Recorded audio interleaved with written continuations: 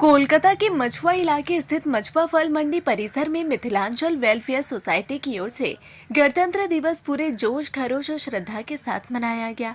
हर साल की तरह इस वर्ष भी संस्था की ओर से गणतंत्र दिवस के अवसर पर कई सामाजिक एवं सांस्कृतिक कार्यक्रमों का आयोजन किया गया।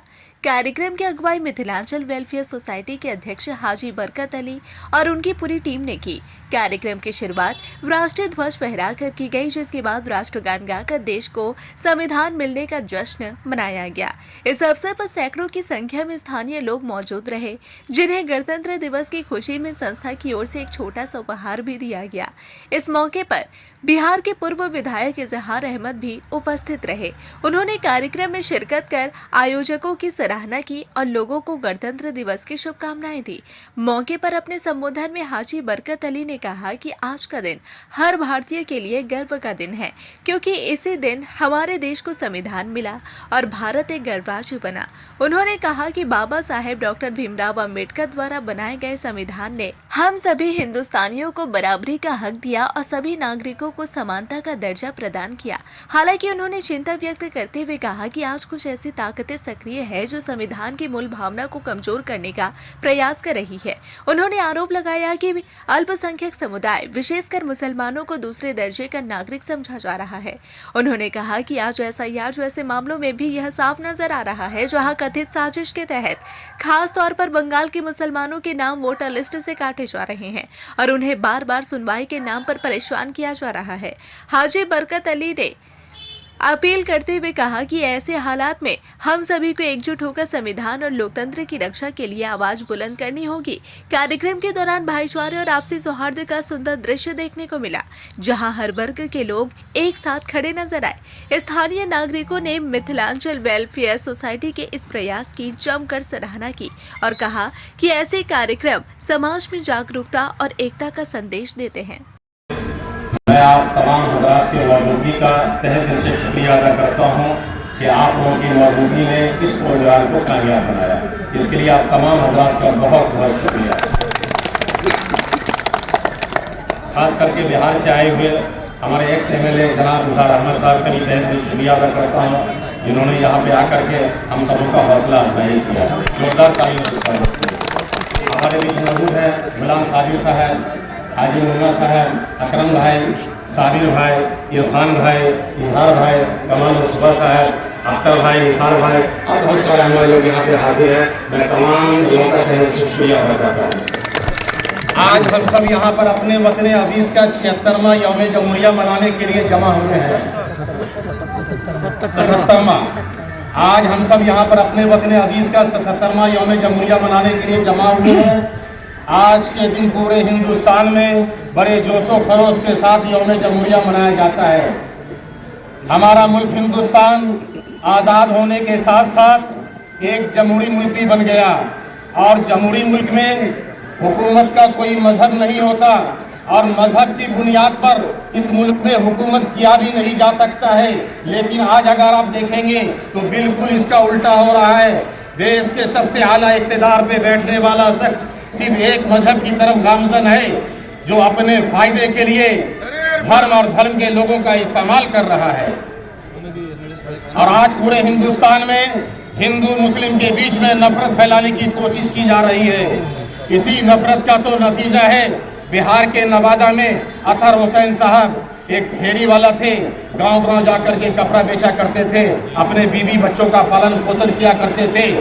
कुछ जालिमों ने मिल करके उनको इस कदर मारा कि पिलास से उनके उंगली को काट लिया गया, पिलास से कान काट लिया गया, उनके प्राइवेट पार्ट में पेट्रोल डाल दिया गया और इस कदर मारा कि आखिरकार उनको मार दिया गया। मैं केंद्र की सरकार और बिहार की हुकूमत से पूछना चाहता हूँ कि आखिर इस तरह का जुल्म पूरे हिंदुस्तान में कब तक होता रहेगा। किसी शायर ने बहुत खूब कहा है कि रंग लाएगा लहू दोस्तों मजलूमों का, रंग लाएगा लहू दोस्तों मजलूमों का, हाल हर हाल में जालिम का बुरा होता है। आप हर दौर की तारीख उठाकर देखें, आप हर दौर की तारीख उठाकर देखें, जुल्म जब हद से गुजरता है फना होता है। बहुत खूब। इसी नफरत का नतीजा है, आपने अभी हालिया में सुना होगा कि यूपी में लोग अपने घरों में नमाज पढ़ रहे थे और यूपी की योगी पुलिस उसके नाम पे एफआईआर करके नमाजियों को गिरफ्तार करके अंदर कर देती है।